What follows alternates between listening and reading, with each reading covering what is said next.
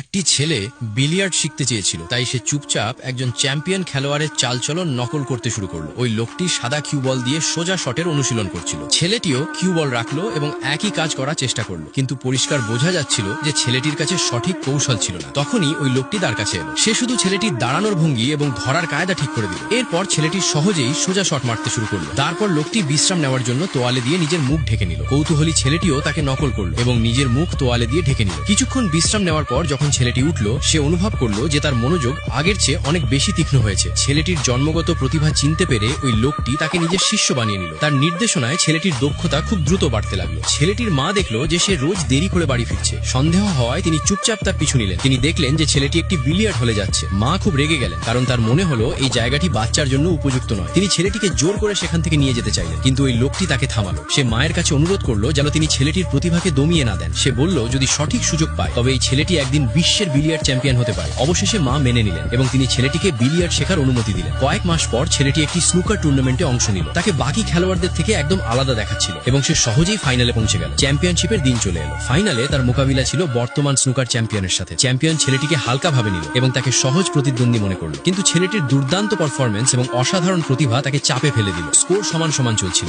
ঘাবড়ে যাওয়ার কারণে ছেলেটির কিছু ভুল হয়ে গেল। ফাইনাল রাউন্ডের আগে সে একটি রুমাল বের করলো এবং নিজের মুখ ঢেকে নিল। দর্শকরা অবাক হয়ে গেল। কয়েক মিনিট পর সে রুমাল সরালো এবং টেবিলে ফিরে এলো। এখন তার পুরো মনোযোগ শুধু খেলার ওপর ছিল। সে শেষ কালো বলটিকে অত্যন্ত কঠিন একটি কোণ থেকে পট করে দিল। এভাবেই ছেলেটি স্নুকার চ্যাম্পিয়নশিপ জিতে নিল।